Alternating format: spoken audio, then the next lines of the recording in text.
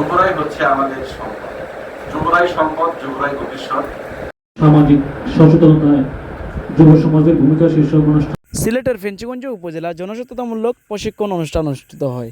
প্রযুক্তি নির্ভর যুবশক্তি, বহুপাক্ষিক অংশীদারিত্বে অগ্রগতি, শান্তি শৃঙ্খলা উন্নয়নে এবং সামাজিক সচেতনতায় যুবকদের ভূমিকা শীর্ষক জনসচেতনতামূলক প্রশিক্ষণ অনুষ্ঠান অনুষ্ঠিত হয়। এ সময় প্রধান অতিথি হিসেবে উপস্থিত ছিলেন জনাব আজিজুল নাহার, উপজেলা নির্বাহী কর্মকর্তা, এবং বিশেষ অতিথি হিসেবে উপস্থিত ছিলেন জনাব আইনুল ইসলাম, খাদ্য অধিদপ্তর কর্মকর্তা। এছাড়াও সভাপতিত্ব করেন জনাব আব্দুর রফ, উপপরিচালক, যুব উন্নয়ন অধিদপ্তর, ফেঞ্চিগঞ্জ, সিলেট।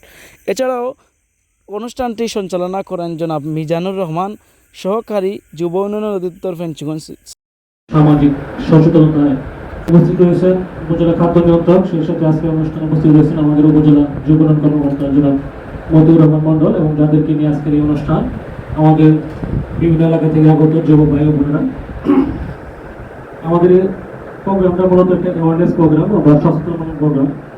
আসলে সমাজের বিভিন্ন অন্যায়, অবিচার এবং শান্তি শৃঙ্খলা উন্নয়নে আমাদের যে যুব সমাজের অগ্রণী ভূমিকা রয়েছে, সেই ভূমিকার বিষয়ে আমাদের আজকে অতিথিবৃন্দ কথা বলবেন। স্যার বিভিন্ন কথা বলবেন আপনাদের। যুব উন্নয়ন দপ্তর, যুবরাই হচ্ছে আমাদের সম্পদ, যুবরাই সম্পদ, যুবরাই ভবিষ্যৎ। যতই হোক ক্লেশ, যুবরাই গড়বে দেশ। এইলো আমাদের মূল চালিকা শক্তি, যুবক। আমরা যদি লক্ষ্য করি, দেখা যাবে সমাজের যত কাজ এ পর্যন্ত করেছে, যাদের দ্বারা সম্ভব হয়েছে। দেখেন, 1952 সালে যদি আন্দোলন হয়ে থাকে, সেটা কারা করেছে বলেন তো? যুবরা করেছে।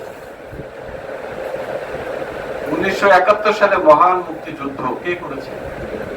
যুবরাই, যুবদের সম্ভব হয়েছে।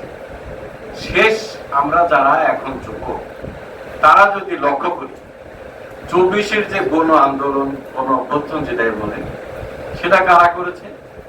যুবরাই করেছে। আমাদের সমাজে অন্যায়, অবিচার এবং বাংলাদেশের শান্তি শৃঙ্খলা যা কিছুই আছে, এগুলো উন্নয়ন করা এবং অর্থনীতির মুক্তির আন্দোলন করা, এগুলো যুবকদের দ্বারাই সম্ভব। কারণ যুবরা হচ্ছে আমাদের প্রধান চালিকা শক্তি। ক্ষুদ্র ক্ষুদ্র আমাদের উপজেলা, ইউনিয়ন পর্যায়ে, গ্রাম পর্যায়ে থেকে শুরু করে আমরা যুবদেরকে বিভিন্ন ট্রেনিং এর মাধ্যমে সমৃদ্ধ করছি এবং যুব নেতৃত্ব গড়ে তোলার চেষ্টা করছি। কিন্তু এখনো আমি বলতে চাই, আমাদের নারী নেতৃত্বটা ছেলেদের মতো অত গড়ে ওঠে নাই, কিন্তু তবু আমরা শুরু করতে পেরেছি।